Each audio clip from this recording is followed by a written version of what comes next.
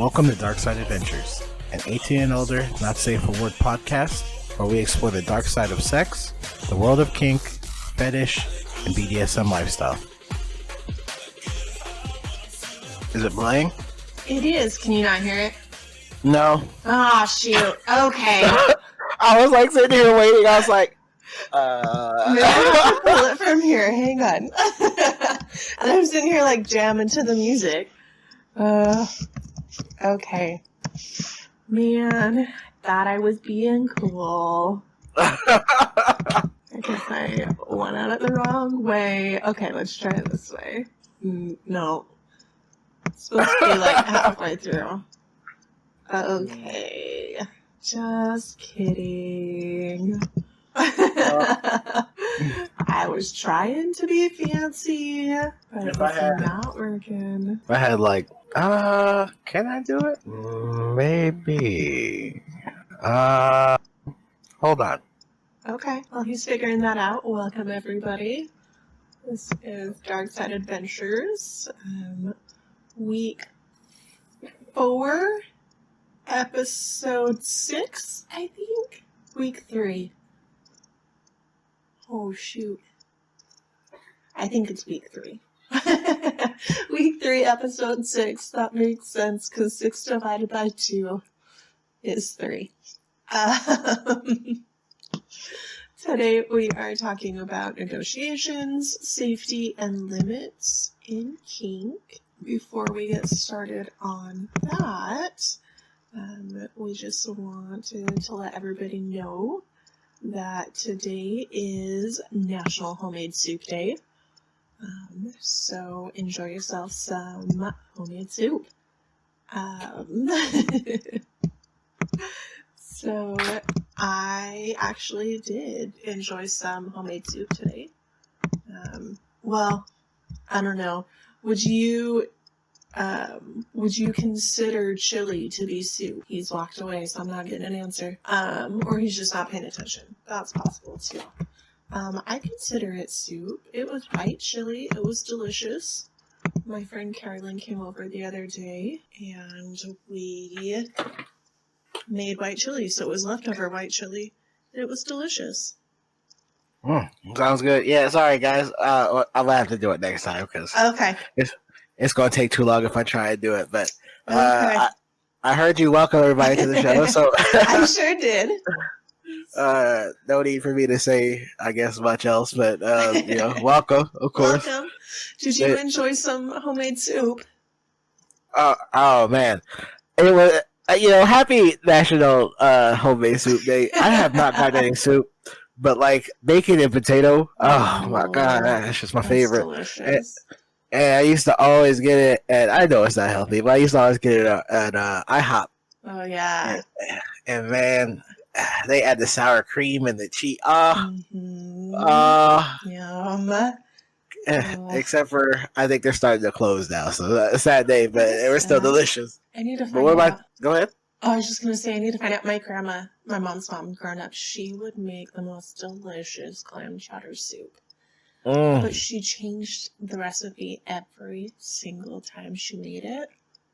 So the recipe is like no more. Like nobody really knows how she did it. So I need to find a recipe and start fiddling with it, because that sounds like heaven. She was holding out. Yes. Well, and maybe that's how she learned it, because that's how my mom cooks too. And that, like, I've noticed that's how I start cooking too. Like, we'll find a recipe and like, oh, that's good. But I think it would be better and then we change like 4 or 5 things. I mean, that's the best part about things, is being able to add your own little kicker, spice to it. Exactly. I mean, homemade soup is wonderful. Hopefully, this week, hopefully everybody had a little homemade soup. If you didn't, you can get you some. It kind of makes me want ramen, which is, I guess, a mixture of both. But I've been wanting ramen for a while. Man, it's like delicious. That is also on my list to learn how to make. Because yum. With you gotta hit the pot and the boat and all the vegetables and yum. Yeah, it'll be delicious when I learn how to make it. But this week has been kind of, I guess, weird for everybody. What's your week been like?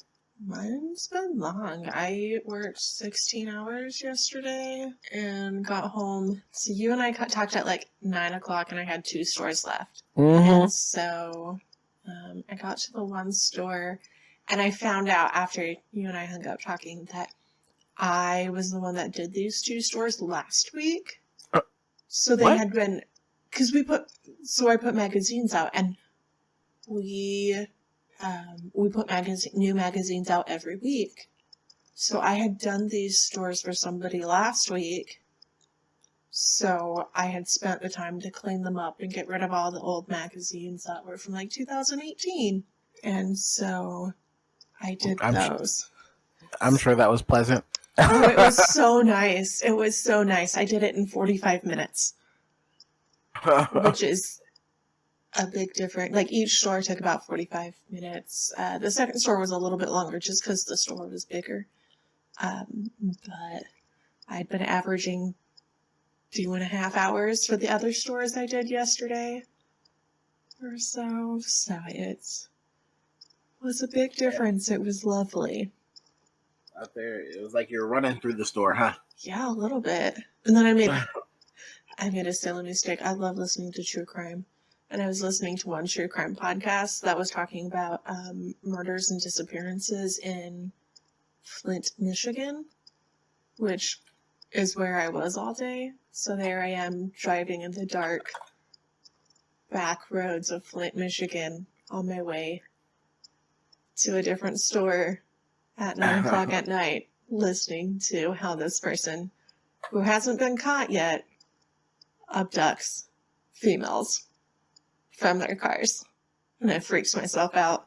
I hope you switched podcasts, immediately. I sure did. I was like, oh, I'm sketched out. Okay, let's try some music.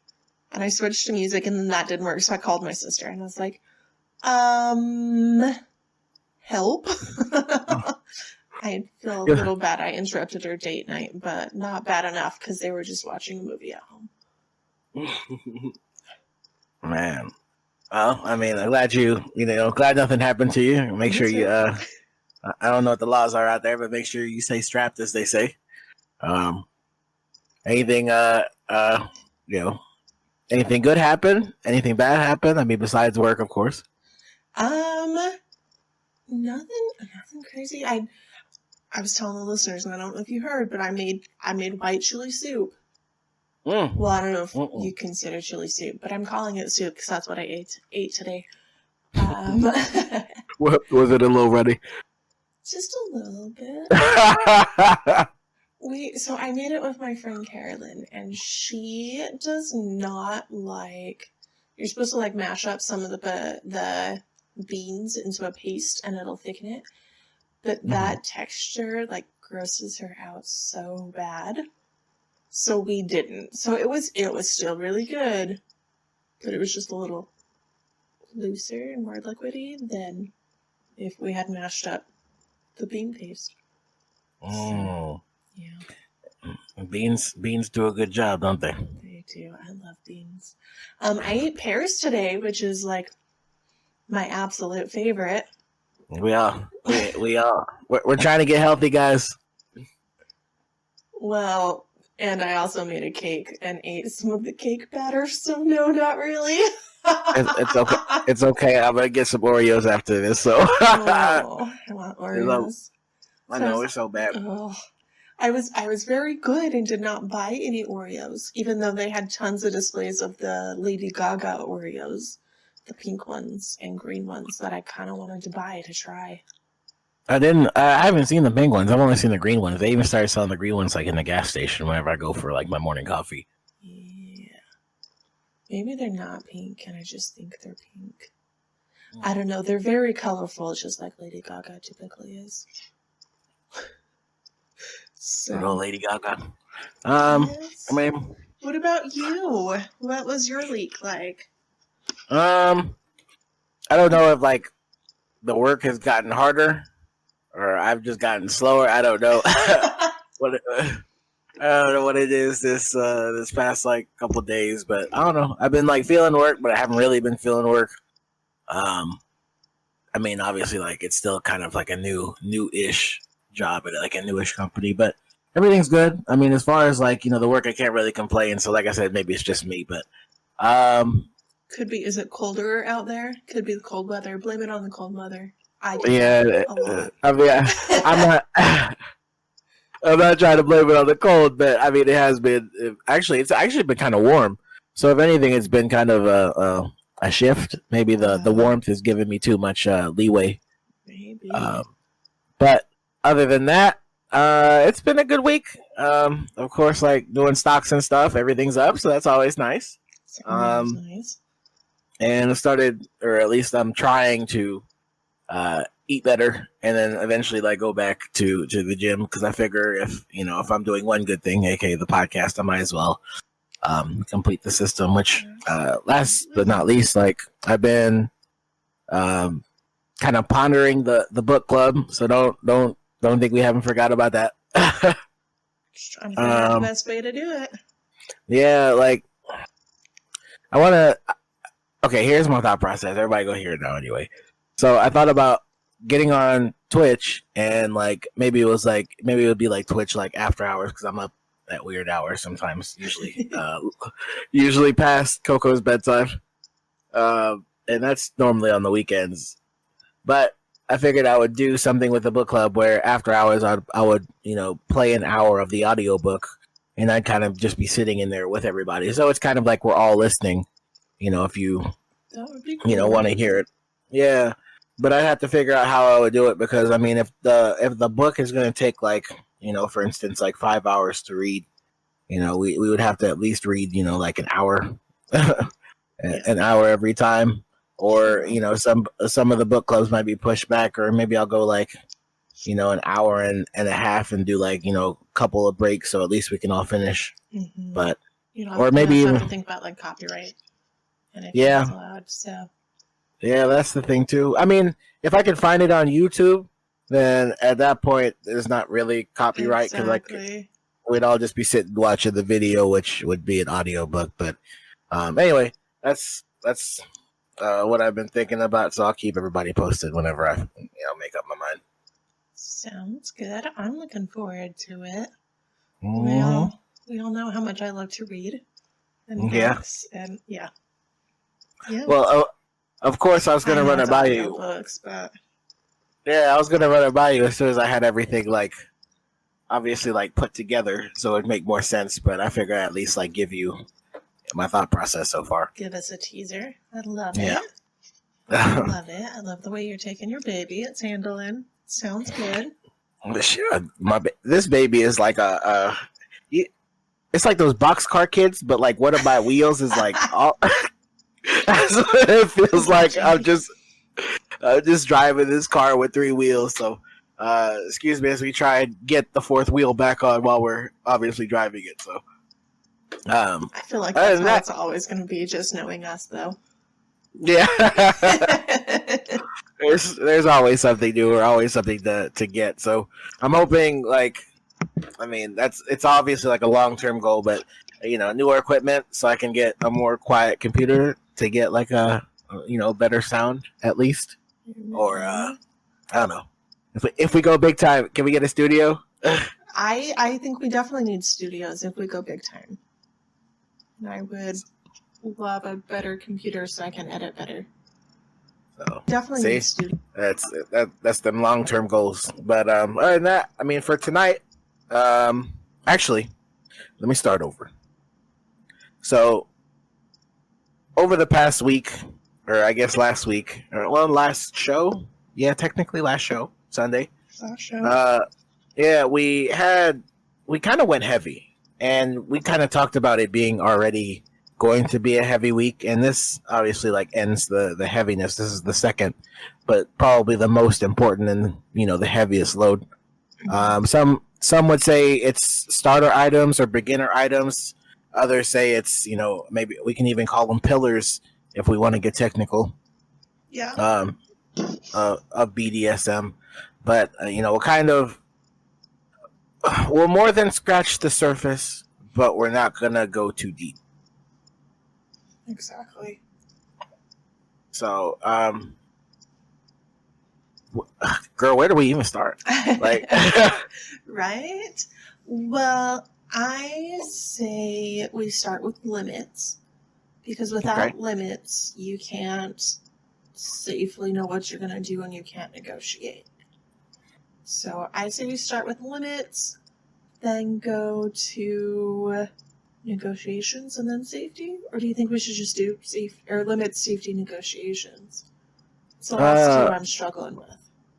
Well, we might as well go down the line, kind of like how we already have it. So we can do we'll do limit, safety, and then negotiations. Perfect. Before we jump right in, my other points, I remembered my points from last week that I was going to put in there, and my other points can wait, but this one I just want to throw out there. When you go to a munch and you order food or a drink or whatever it may be, don't skip out on the bill. The munch is not paying for you. You need to pay for yourself. That's actually a pretty big one. So I wanted to throw that out there because I know some people who think that, like, oh, the people putting on the munch is going to pay for everything. No, it's not. That's not how that works. Unless they specifically tell you, hey, I'm going to pay for everything.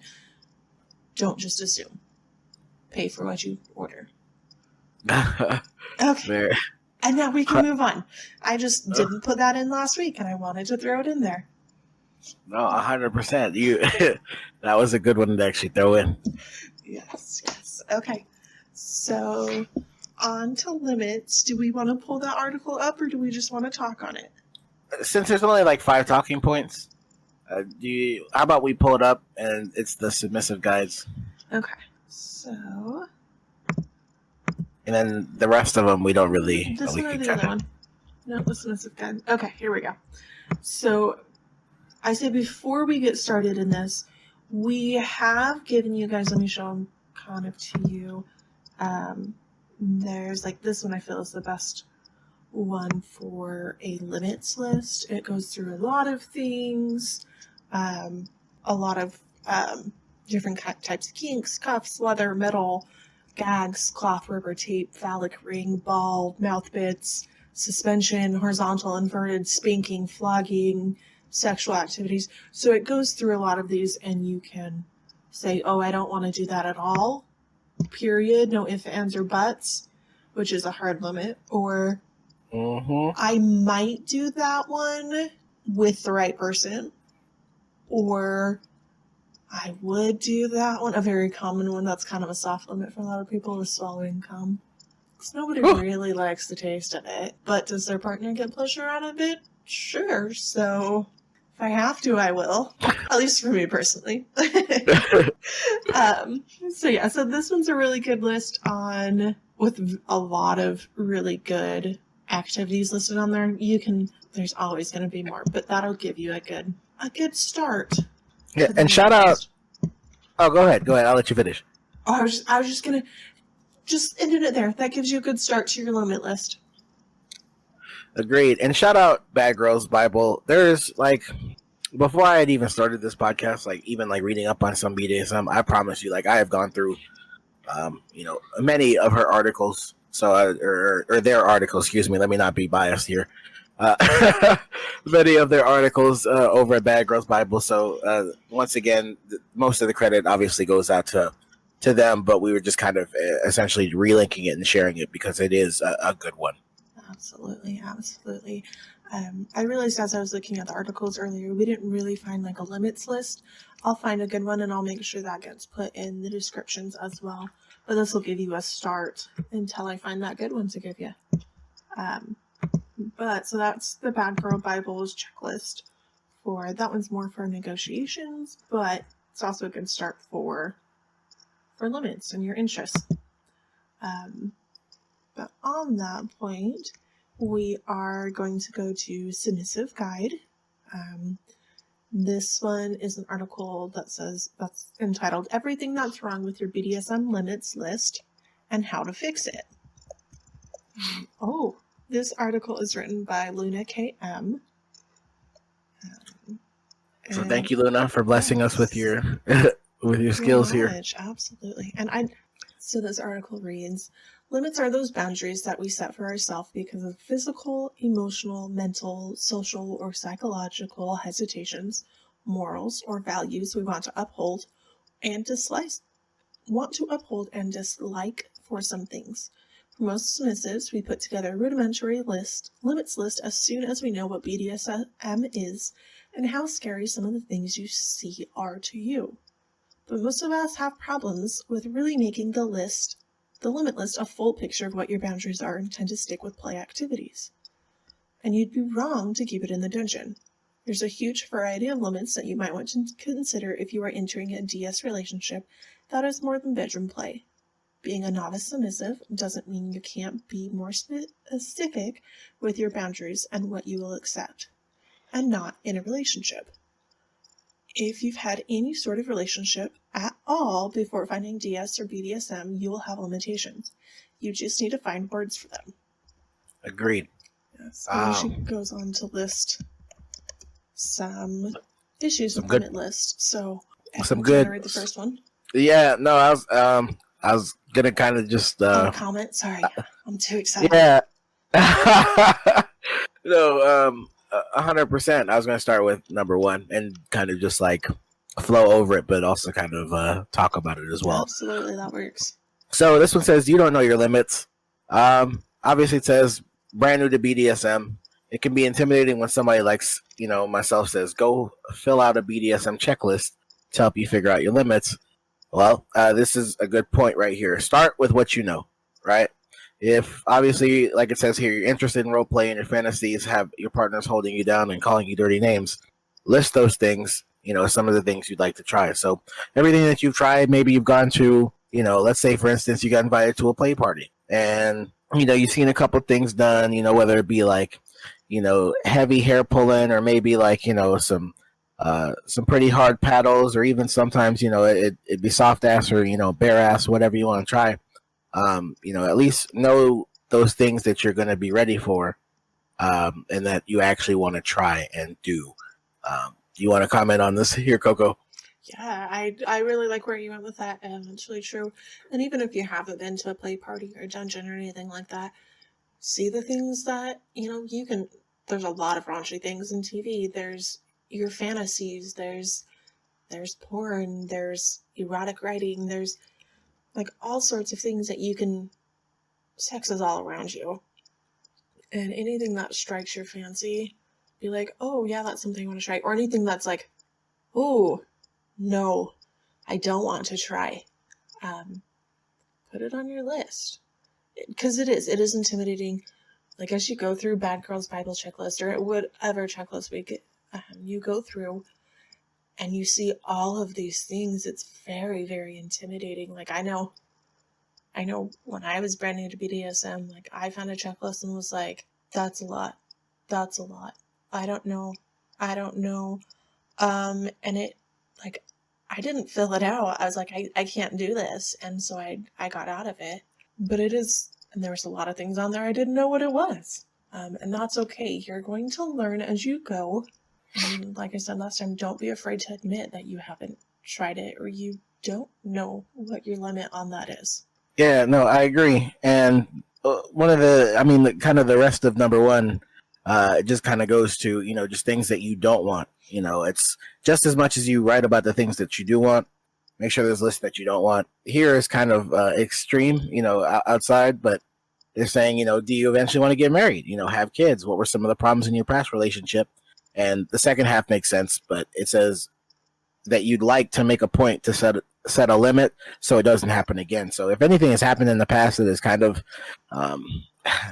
deterred you from doing a certain act or using a certain weapon of ass destruction, then you at least want to list it and make it known, or at least things that you would do this time to fix it to maybe get a different or better outcome. Maybe last time you went too hard, and maybe once again you're brand new. Maybe you should have went baby steps, like we always talk about in here. Is at least just taking baby steps to it instead of just going full out, sprint. You don't know what you're doing. Take your time, learn, and then, eventually it's something that you can do. But, just the point to be made is make sure that, you state what you do and you don't want. Absolutely, absolutely. I'd like this last little bit. It says, what are your preferences regarding safe sex, friends, alcohol, drugs, health and body modifications? Like, those are, especially in the BDSM lifestyle, those are things you want to know. Especially if you get a dynamic and you're aiming for TPE, which is total power exchange, then, you want to make sure that your preferences, well, one, are going to match your partner's, but that you express them in the beginning so your partner's aware of them and can take that into consideration. Well put. Number, I guess that leaves us kind of in the number 2. Yeah. Your limits are a list of play restrictions.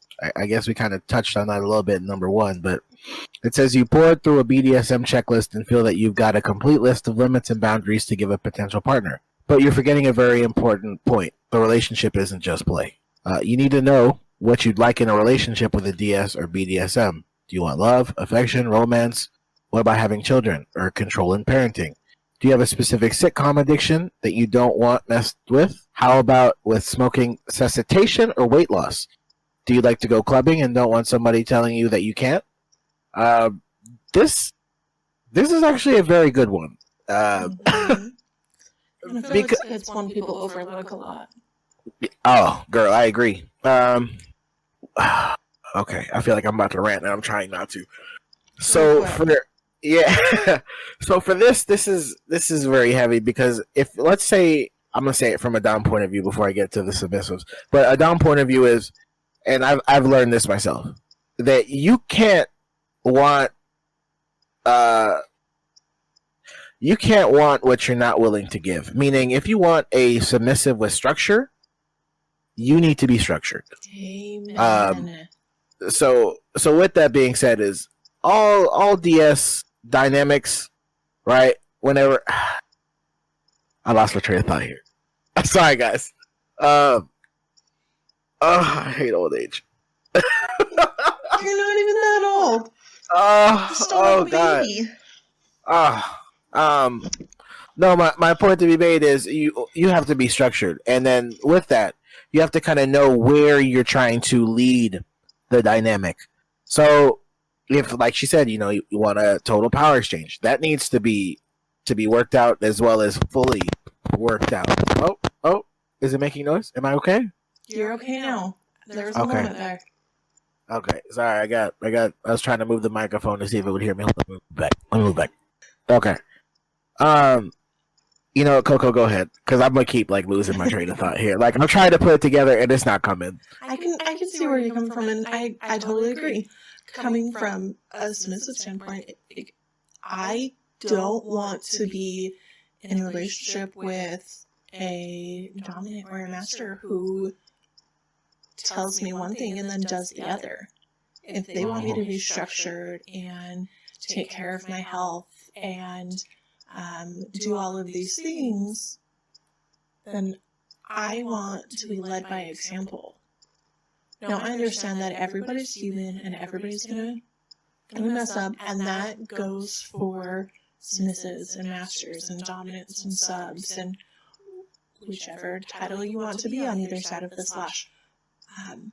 So I understand those mistakes are going to happen, but if you don't practice what you preach, then why am I going to listen? Why should I want to listen? I agree. So that kind of now I'm getting flashbacks to what I was supposed to say. So now with this structure, which is where I was going to go with this, wherever you're taking this relationship, once again, y'all got to talk about it. Is this just a dynamic? Is this going to flourish into a full-on relationship? Mm-hmm. Are you trying to actually, get married and let's say have this thing be a lifetime, relationship, or is it just kind of something where, you're doing it as, what do they call them, a casual, or are you doing it as an actual religion, which, we were talking about doing a show on that, but yeah, so it's what do you actually want out of out of the the dynamic is what I was gonna go say. Exactly. Well, and that goes for more than just if you're going in a dynamic. Like, if you're going to do pickup play, which is, I think we've explained before, where you go to a play party or a dungeon or chat with people and you pick up a play partner for the night for the scene, then, and you're handing them this list of limits, there's more to be thought about than just be like, look, these are my limits. Yes, you want to discuss those, absolutely, but at the same time, you also want to be, I know as I've dove deeper into kink and BDSM, my limits change. So I have to be flexible to learning about new things, even if I think they're going to be on the hard list. And now, if it is like an emotional trigger or something like that, then absolutely don't just dive into learning about that. Take your time. It may be something you never change your mind on, but be open to knowing what's beyond your list to play with. Agreed. But just kind of finishing off the number 2 here with, as all of these things and more are part of your whole package of limits. So if the BDSM checklist overwhelms you at first, start painting a picture of what you want and need in a relationship and set up those boundaries first. I really like that point. Which brings us to number 3. Oh, man. Your limits are a carbon copy of someone else's. I have seen this so many times, and it irks me. You saw what you thought was an awesome list of limits from someone else's profile. And without really reading it through, you copied and used it for your own list. Oh, man. But there's a huge flaw. It's not yours. Thinking about your limits and boundaries is work and mental work you need to do for yourself. So you will likely have the unusual kids, animals, and dead people on your list. Those are commonly a given. So beyond that, just basically says do your own work when it comes to figuring out your boundaries. Go ahead, and I know you wanted to make a point. I just absolutely no one is going to be the same. Even if you're an identical twin, you are going to have different limits and boundaries than anybody else. Nobody's the exact same. Are they going to be similar? Absolutely. But if you see somebody's, I have a friend who one of her hard limits is anything to do with Nickelback. And I think you know who that is. And so if you were to, say, take and copy her limits list, and Nickelback is your favorite, but because you read through it and you're like, oh, like that fits me, or hey, some of that sounds cool, copy paste, and Nickelback is your favorite band in the world, and you want to listen to them all day long, but suddenly you said your hard limit is Nickelback. Like, you need to take some more time to that. And now, is somebody else's limits a good jumping point? Sometimes. I know I find it really fascinating, and it really helps me to really sit down and consider somebody else's list, but I tweak it and change it to make it my own. Do a little modification? Yes. Oh, man. I mean, for me, like, I haven't really even, like, I guess it hasn't really even been, like, a thing. I mean, just kind of listening to your stories, even the one from last time where it was about, like, the person that kept on, like, skill jumping is another way to put it, where they were talking about, like, oh, I'm new to the BDSM community, and 2 weeks later, like, oh, yeah, I've been in here for, like, 8 years, blah, blah, blah. So kind of like I could see that kind of be a thing where it's like, their list is, changing or, copying somebody else's, obviously, to say they're, a pro in, 2 or 3 weeks. But that's really all I got on that. And just remember, it's okay for your limits to change. I expect them to change. Not all of them, maybe, but I expect as you learn and grow and see more things that your limits are going to change because you're changing and growing as a person. 100%. I'll kind of just run through the rest of these. Or just going to go ahead and skip down to number 4 right now because I keep forgetting we have like 2 or 3 more articles to go. So. Your limits are too vague or too firm. And then I'll even tie them all together with or I'll tie it with number 5 where it says you have too few or none at all. So your limits are too vague or too firm. Uh, for me, I would agree with that. You want to specify, and specification is everything. So let's just say, it's like I was saying earlier with like, do you want it like, soft impact, or do you want, the bare impact, or do you want hard impact? Do you want, you want the stingy? Do you want the thud? It's like you need to know what you really want. You can't just say impact. That's just too vague. There's too much into it. Exactly. Or even say like, let's say somebody likes intoxication, which that's its own thing. But say they like intoxication, and they like the forced intoxication. Well, you also gotta say how. It's like, well, are you gonna drink alcohol? I mean, I would hope so. Or how do you is it going to be how do you marijuana? Is it going to be alcohol? How intoxicated do you want to be?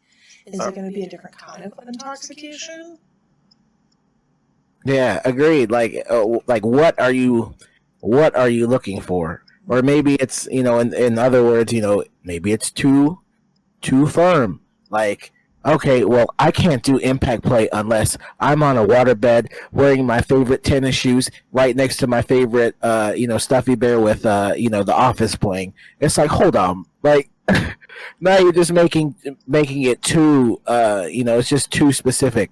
Or I guess if you want to go even like, firm, it's like, it has to, if you're going to do impact play, it can only be with this one specific toy or something like that. Like, that's almost a little too firm. I mean, I get it. Maybe it's, you don't, I can't even say maybe you don't like it. It's like, why would you even put it on the list then? You know what I mean? Exactly. Well, and having a limit that's too firm is, let me put it this way, having a soft limit that is too firm, you might as well just make it a hard limit. But it makes it really hard to plan a scene around those limits. So if that is 100% absolutely, again, if that's 100% absolutely a limit you're going to stick to, great. But you need to be able to have that conversation. Why? With anyone you want to play with, because they're going to ask. Agreed. And going to I guess the second part, which is you have too few or none at all. Like, it's one thing, and I know we touched on this last week with the consensual and non-consent, where it's basically like I wouldn't say free for all, but you can do whatever you wanted. But instead, it's kind of like that, on the regular, where it's you have too few or none at all. It's always good to have limits. People are always going to push your limits, unless you're one of those people that really just like doesn't care, or you're a true slave. You at least have to have some limits. Like, everybody has, standards and decency. Like, of course you're going to have a couple. So just make sure you write it on there, because if you don't, one, your top or your dominant could be doing something, and I'm saying this just from like, a submissive standpoint, of course, like the top or the dominant could be doing something that, the submissive, doesn't like, and it hurts the submissive, obviously, like, maybe it's like, unbearable, or maybe it causes like, pain or something, you at least need to or at least have that, written down, or known, is what I was just going to say. And I do know some people who have no limits, but it's not something they start off with right off the bat. It's something they have grown into with a partner they trust. And I found that, like, as slave, as submissive, as somebody on the right side of the slash, the bottom side of the slash, like, even those that say, yeah, I don't have any limits, like the submissives and slaves who say, I don't have any limits, there's still limits in their relationship, because they have vetted out and they know the person they are playing with, and that person has limits.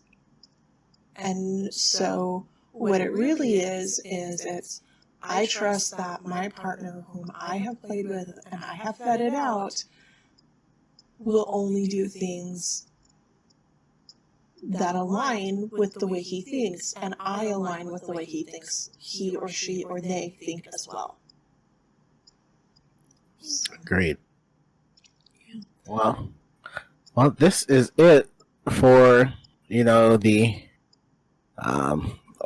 cursor for the everything that's wrong with your BDSM limits list and how to fix it. So that one was a little bit heavy, but limits once again are essentially everything, or at least one of the pillars, I feel like, of BDSM. Exactly.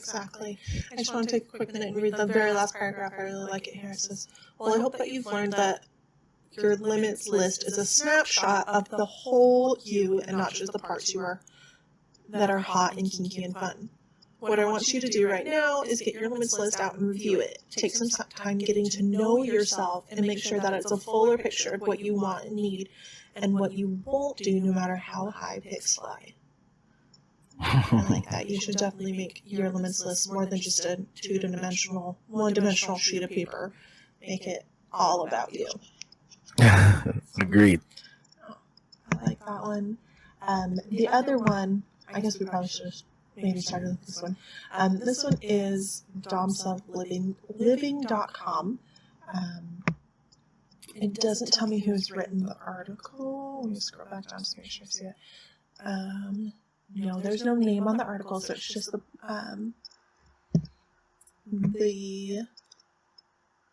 blog itself. But it asks, why have limits? Edwin, why do you have limits in BDSM?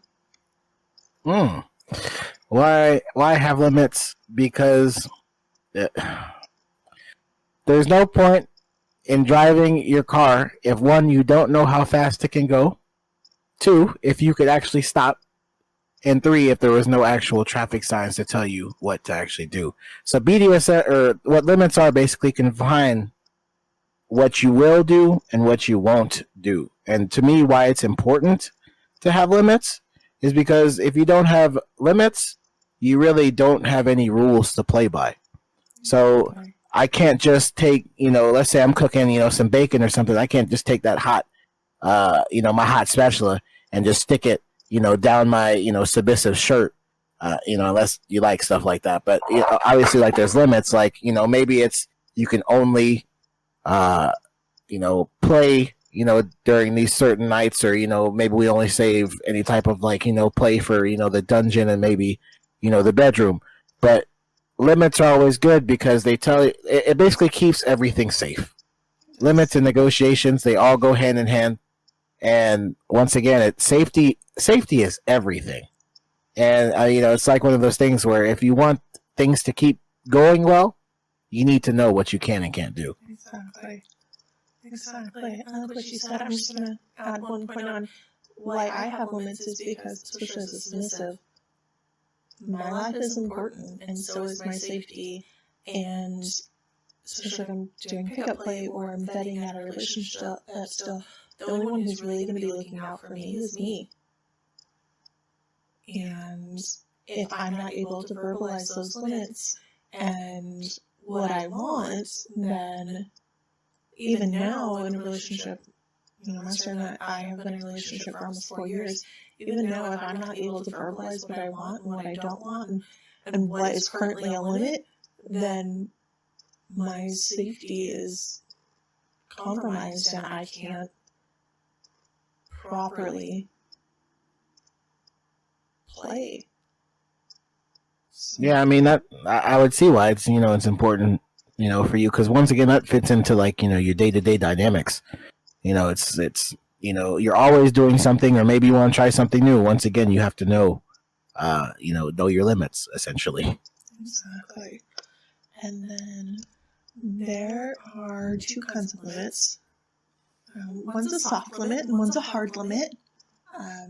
Soft limits to me are things that I'm interested in, but I'm a little nervous and anxious to try and explore. Some of them, and sometimes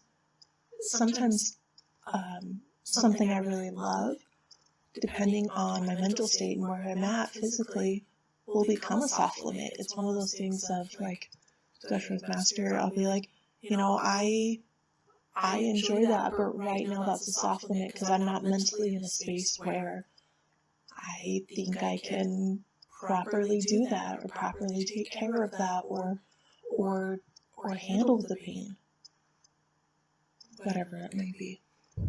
Well, agreed. I mean, the examples kind of like make it known. It says some examples of soft limits would be, let's say, you know, oral sex, you know, swallowing semen, nipple clamps, spanking, flogging, being blindfolded, butt plugs, gagging, wax play, and bondage with tape. Kind of like whenever I was growing up, like, I mean, some of the girls did, and some of the girls didn't. Like, some girls like choking, some girls don't.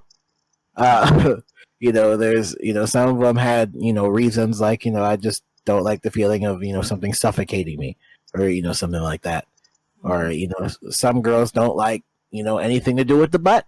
Like, you know, anal butt plugs, you know, there is no anal, there is nothing like that. So, you know, those are some examples of, you know, soft limits, or at least some that I have, you know,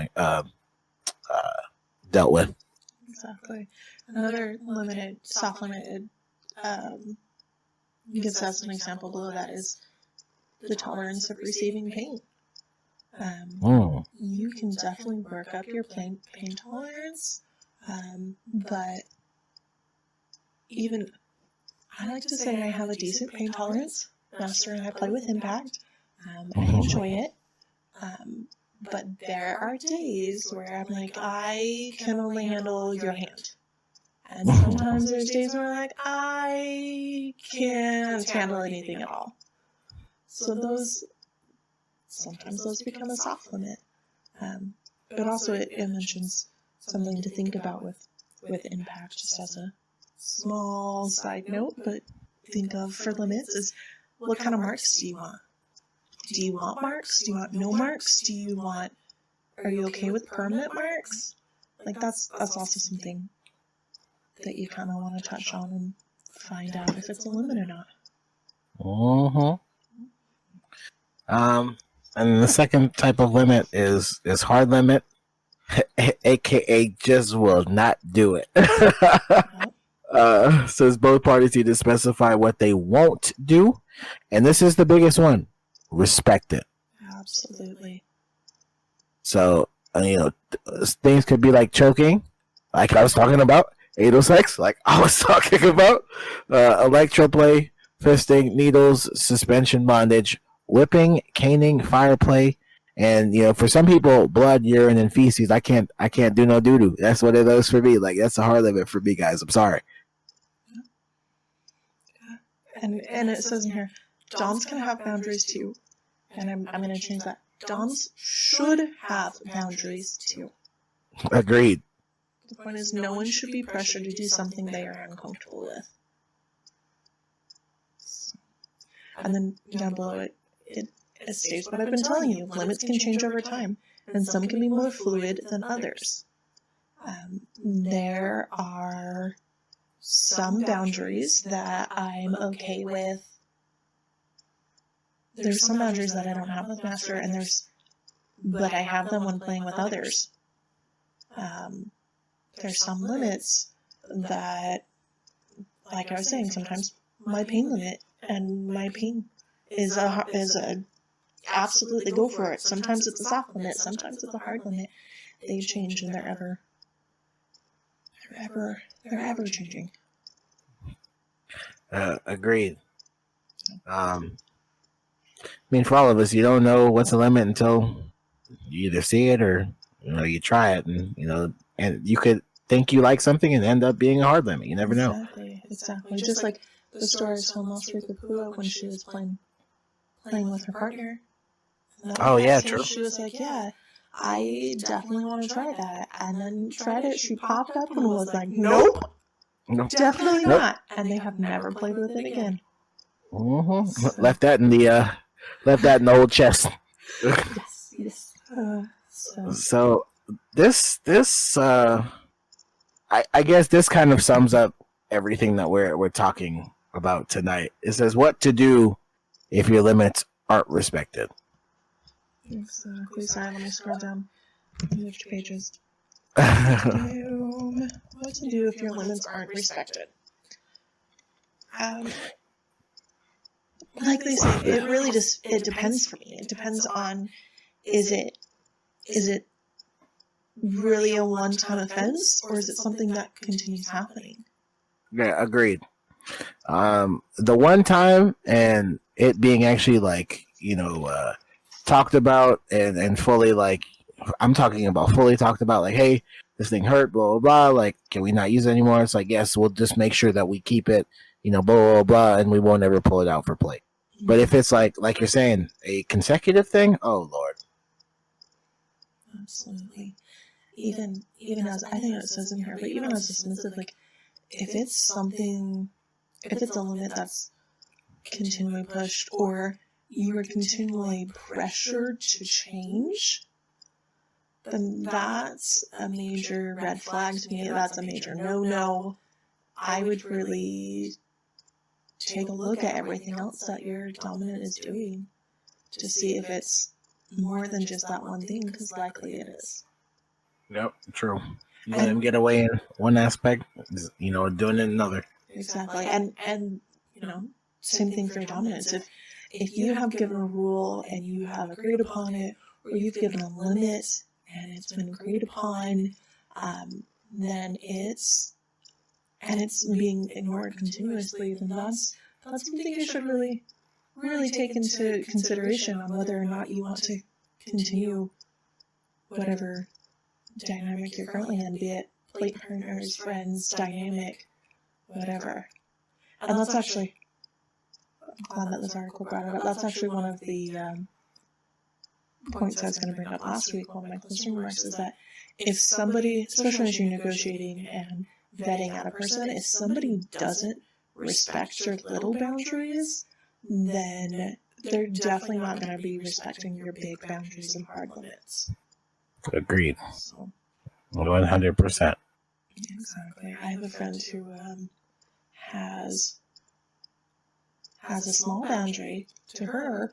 It's definitely a soft limit to her, but she doesn't like touching. She doesn't like casual touch. She doesn't like hugs. She doesn't like people reaching up and touching her arm. And she says that if she finds somebody who, after she explains that, hey, I'm not a toucher, let's stop, please. And they continue to ignore it because they think it's a silly boundary and a silly limit, then she knows for sure that she's not going to continue associating with them. She's one of those people, she's like, as my friend, if you ask, then I'll consider it, and a lot of times I'll give you a hug or I'll give you a handshake, but she has medical disease, a medical issue that any touch is extremely painful for her. Oh. And so, she doesn't go around telling people that, be like, hi, I have such and such medical issue, and you touching me hurts. Like, it's none of their business. Especially as like somebody that's not playing with her, she obviously explains it to her partners and people she's playing with, but like if she tells people, I'm not a toucher, let's not touch, and they continue to ignore that, then that's something to really take into consideration if you want to move to the next step, because if they're ignoring that little limit, what else are they going to ignore? Mm-hmm. Or tell you that they forgot because they think it's a silly limit. No, you're 100% right. I've had kind of run-ins like that, like just in, my personal life as well, where I was at a friend's actually like birthday, and there was like this chick, and she was like, they were like, I don't think she likes to be touched, and like I wasn't even thinking about it, and like, I'm so used to like, me, obviously, like, I respect people's boundaries, but sometimes like, the regular me just kind of like, actually comes out where, I gotta actually like, tap you to get your attention. Well, in this case, like, I wasn't thinking and tapped the girl, and she just like made like this like wild gesture, and I was like, okay, I understand why, and she actually hadn't talked to me like since then. So like that's one of those things where you live and learn. Like obviously, like respect people's boundaries, and sometimes like even if you forget, things can happen. It's just kind of consequence. So respect it. Exactly. And respect, in that situation, if you do forget a boundary, then obviously, if it's a little one, apologize. Don't do it again. But if it's a big one, even if it's a little one, there's going to be some big consequences to that, and you need to respect the fact that those consequences are happening and are going to happen, and that you done messed up and need to fix it. Yeah, and I mean, where we're kind of going to, which is nice. We're kind of like slowly like going into negotiation there. Yes. Sure. So, do you actually want to like touch on negotiation, or just kind of like briefly give like your own, like, what's the word I'm looking for? Your own monologue of what you of what. Okay. Let me see if I can put it into a question. Description of what negotiation is? Yes. What do you think negotiation is, and how it can help you be safe? Okay. Well, to me, negotiation is a conversation I have with my partner where we are both at the same level of power. We are both equals. And we have a conversation about what is going to happen. Whether it be in a scene, in a relationship, in wherever it may be. We talk about what we're going to be doing, what we're not going to be doing. If we're in a scene, what we want to feel like, what we want to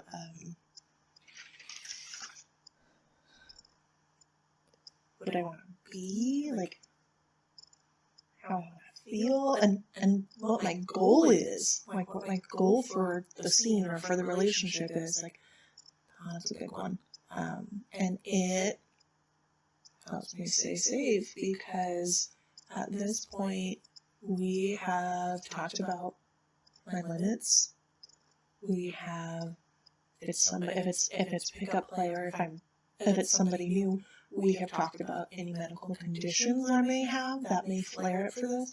We've talked about aftercare and what I need after a scene, and we've talked about a safe word and a safe signal to get me out. And we should have talked about like safety items as well. Like if we're tying rope or we're playing in body bags, and for example, if we're playing in body bags and the zipper breaks, how are you getting me out of there? Truth. I want out. That knife. You have that knife, you have those safety scissors. Like, I want to know that we're playing as safe as possible with these risky kinks. And so we've had this equal conversation where I have been able to give my side and have my conversation without being looked down upon and ignored.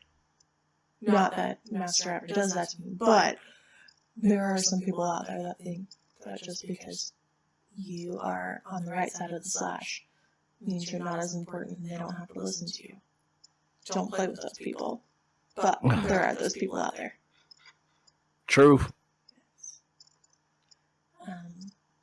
So I think that by having a proper negotiation, you can proceed safely, or as safe as possible, into your scene.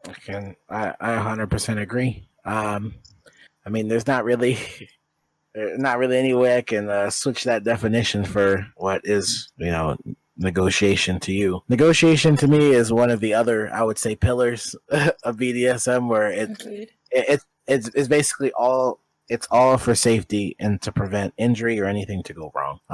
Negotiation, I think, is it's definitely like a one foot in front of the other type of thing. So I think a lot of people try and throw too much together at one time. And I mean, even though they claim they negotiated it, let's think about it. You really did negotiate it. So like, if you know it's going to be more than just a DS relationship, actually, we can just start there. It's DS dynamic that you're going to do, and you want to first kind of talk about what you have and what you haven't done. If there's any tendencies that you have that you're trying to break, you should let your partner know that up front. Then you should actually make your full on limit list, which I will and which I won't do. Then you need to actually make a schedule on whenever you want to actually see this person, so it actually becomes a normal, consistent thing. If you don't, what happens is you'll notice that like you'll start to slack in other places. So there's no point in having the DS dynamic and also being in a relationship and also doing this, that, and the third if you haven't even started to actually like carve out the details of each aspect of it. Or else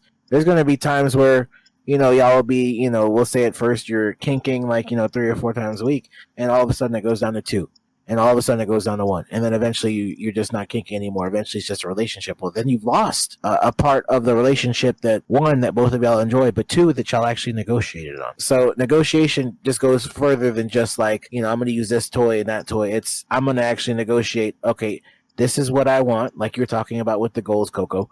This is what I want to happen, right? This is how we can better ourselves. And this is, everything that we need to actually get this done. That's true negotiation, because at the end all be all, what you're trying to be is safe, or, avoid anything bad from happening.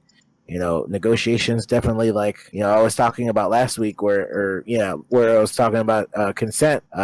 It's everything else is like the pen, but consent are like the guidelines for the marker. So essentially in this case, it's kind of the same thing where, for safety, negotiation is definitely the boundaries, and then safety obviously is the marker. You'll start to notice that where you haven't actually negotiated is where the pen or the color is going to start to bleed out. Exactly, that's really good points. Just like you said, you really want to negotiate what your dynamic is going to look like.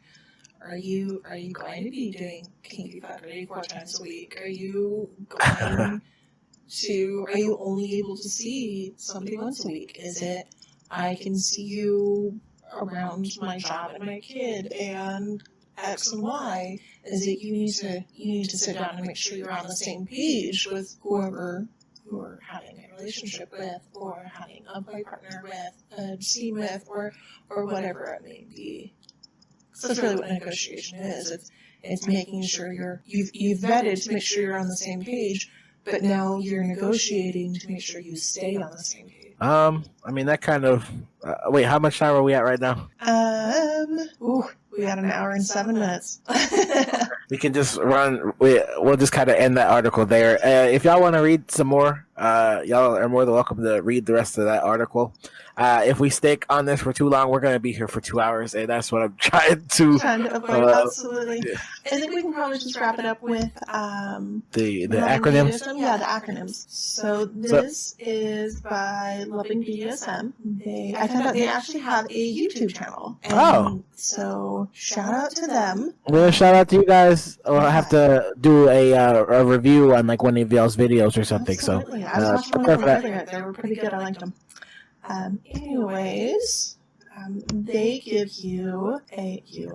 us a breakdown of, there it goes, didn't want to stay on the page. They give us a breakdown of, they call it safety in BDSM, understanding SSC, rack, and brick. This one's by Caitlin Lords. And it says, as much fun as BDSM can be, in or out of a DS relationship, it is also inherently risky. We fuck with each other's minds and bodies in ways that take us to the edge of our limits in our physical and mental comfort.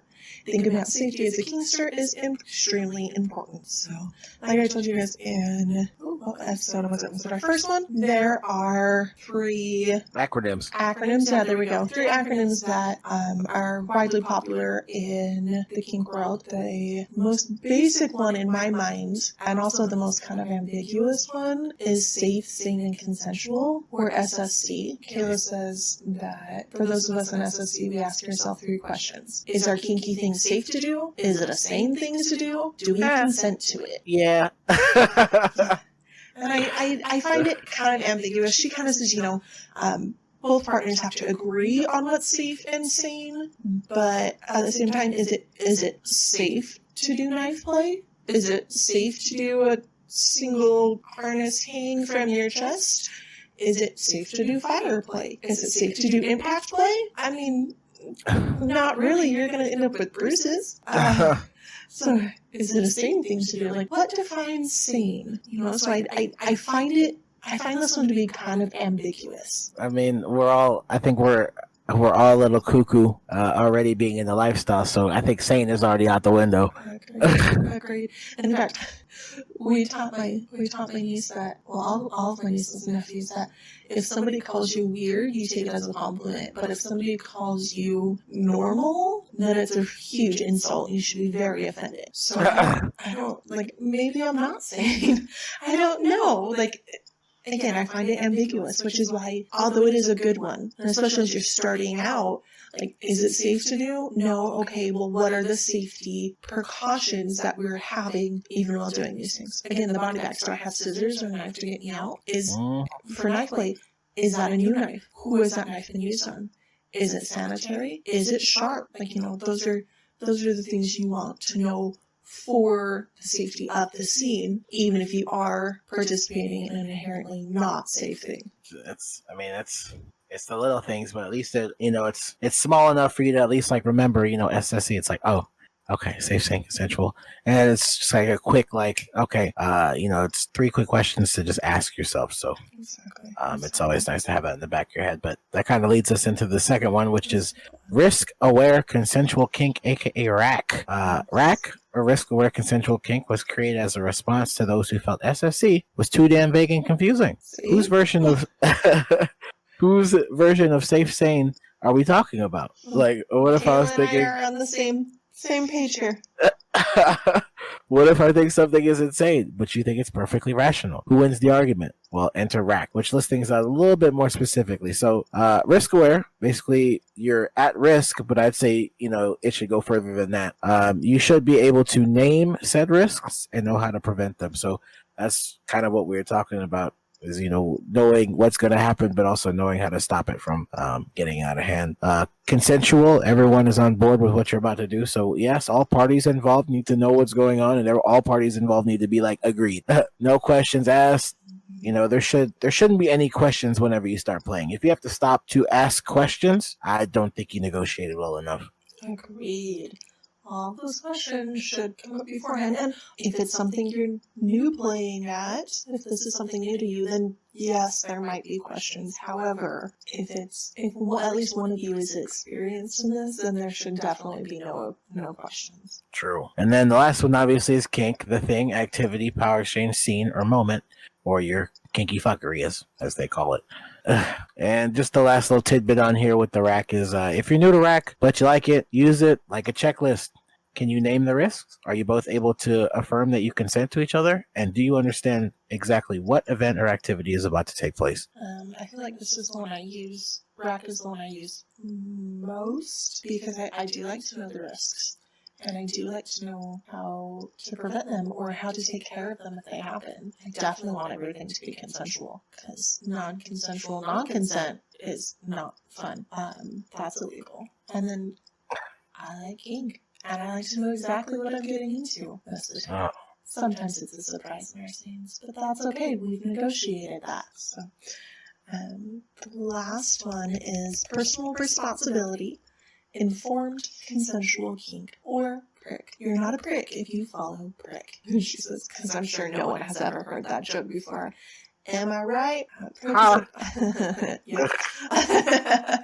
Prick is the next evolution beyond RAC, and was developed as a response to make it clear that all kinksters should take personal responsibility for their kink. Informed means or implies that you understand what is about to happen, risks and all.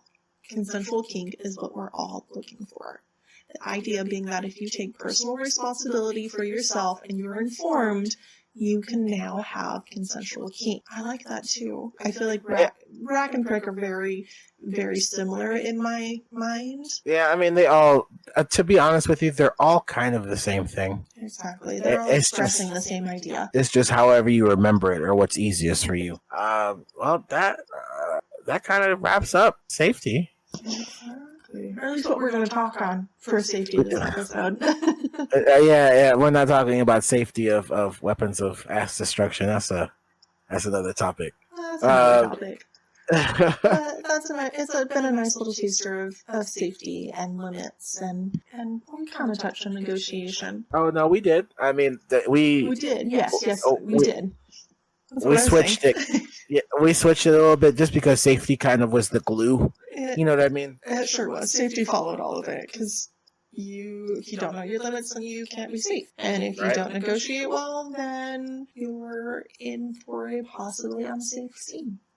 Yeah. And we talked about boundaries. Yes. So obviously respect those boundaries is part of safety. So there is all of these articles I've shown you and a couple more are linked in the description below, and we will make sure they are linked in other places, like on SoundCloud as well, since we're on YouTube right now. Any closing remarks, Evan? Oh man, mine might be a little long. Just to kind of sum this up, I already said it was gonna be like a heavy week, and like I'm telling you right now, like I've drained. Yeah. So that was a lot to just kind of like, go over, but not even just that, just to like, remember in your head. And I always say this too, is like, it's nice to have this podcast because even though I know these things, it's still nice to have them in your back pocket and say, okay, I went over this, like it's still something to look out for. It's like you do it automatically, but it's still nice to do, purposely as well. Sometimes it's nice to have a little refresher. Man, like this is a good one. It was nice seeing the negotiation lists and how long it was. Like there's a whole bunch of stuff on there, so I might have to actually try and go through it one day. I know it's a lot, but it's always good to have. It is, and adapt it to your play, adapt it to what your scenes are going to look like and your limits. Just because it's out there doesn't mean that you have to follow it exactly. Everyone kinks differently. Yeah, very true. I mean, I could probably shrink it too and put it in my own words, but just to sum it up, golly, wonderful like week, man. We are doing it, episode 6. Like, I'm happy. I definitely I feel like this was my hardest episode so far. Yeah, I stumbled a little bit, but it's just because I had there's so much I could say. There is so much I could say about negotiation, safety, and limits. But once again, I told you guys in the beginning we're going to scratch the surface without going too far. I think we barely scratched the surface. Oh man, we didn't even get some dust off of it. It's true, 100%. But no, I'm excited for one, what we've done, and two.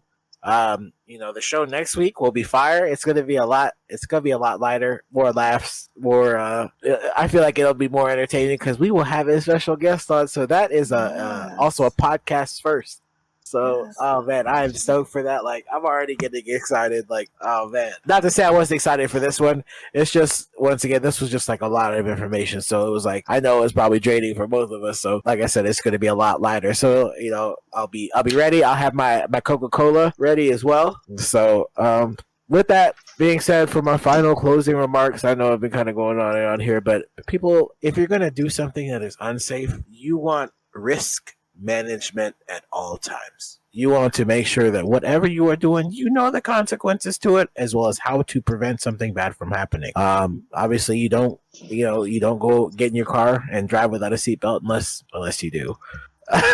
But you shouldn't. Obviously, to kind of go to the extreme here, you would not buckle your child in. See what I'm saying here? So same thing, once again, there's no negotiations. Like, there's certain things that you won't do. Once again, it's not like you will not put a seatbelt on your child. There's things that you will do it's a must, where I will put a seatbelt on my child. So once again, negotiation and limits, negotiation, limits, safety all go hand in hand. Once again, they're all for safety. They all prevent bad things from happening, and just make sure that as you keep an eye on your limit list, because like y'all were saying a lot, it could change. It could change at any time. So just know what they are and what they aren't. That's it. Exactly. Those were some good closing remarks.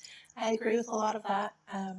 I actually wrote down my closing remarks so I remember this time. I also agree that this was kind of a difficult episode to do. I'm very passionate about negotiating and safety and knowing my limits, but trying to fit all 3 topics into one episode and keep it under 4 hours is difficult. We will definitely revisit these topics, but we just wanted to give you kind of a brief overview of what you should be looking for. A couple of things. First off, if you have negotiated a scene and you're in the middle of a scene, no one should stop and renegotiate. Mm-hmm. You shouldn't try to negotiate and then suddenly try to add something and negotiate it during that. That's a big no-no. Also, while you're negotiating, everyone has a voice and it is equal. I say that specifically to the submissives and to those on the right-hand side of the slash because we do give up power, and a lot of times people think they don't have a voice, but at that point, you have a voice and your voice is just as important. It needs to be heard just as much as anybody else in the scene. And my last one just kind of touches on safety, and this one's more for those around you. Just remember that abusers, and this gets a little heavy, sorry guys, we're going heavy again. Abusers don't abuse everyone they know. So if somebody comes and tell you so-and-so is abusive, and you're like, oh, but they're the nicest person to me, way to stomp on somebody's trust. Joe Schmo could be super nice to me, helps me lift heavy things and moves things, and never does anything appropriate to me, but as soon as I'm gone and he's hanging out with Nancy Lou, they could be abusive. So just remember that. If somebody comes to talk to you and says, hey, so-and-so's abusive, just take their word.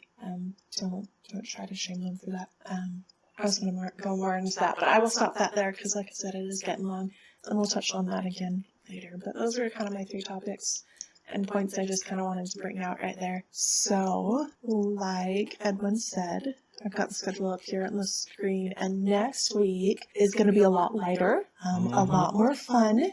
We are getting on one guest for both days, and I think one of her partners is coming on as well. I just don't know what day. So Pula will be here next week to talk about polyamory, ethical non-monogamy, threesomes, moresomes, all of that funness. So it'll be a lot lighter. There'll be stories, lots of laughs. So I'm excited for that. Yep. Yes. That's all I'm saying. It's gonna be a lot. It's gonna be a lot lighter. Yes. And then the next couple will be fun too. I still gotta study up though on that on the mentorship and the training because they still got me confused a little bit. I've kind of seen it, but there's too much in there. Yeah, that one I don't think will be quite as heavy, but it'll definitely be okay, y'all, here's what's going on type thing. It'll definitely be information heavy. Yeah. So I don't have any I haven't been in any mentorships or training like that, but I can definitely maybe give my view on it after reading about it or doing whatever it is. So once again, we're not the pros on everything. We're learning just as much as you guys are. So we sure are. And I've got for that one for the mentorship and training, I've got a friend who's writing us out a statement since he works with the mentor program, and I'm super excited about that. Searching for some good articles. So, super excited about that. Edwin, do you want to do our infamous plug? Oh, yeah. Ain't shameless no more, baby. Oh, man. DarkSideAdventures, of course, you can find us on the Reddit, on DarkSideAdventures, all one word. You can find us on Twitter, which is DarkSideAdventures. You can also get us if you need to, send us, I'll leave it late for that one. You can also find us on SoundCloud, Edwin and Coco, or you can just, search for DarkSideAdventures. It'll pull up as well.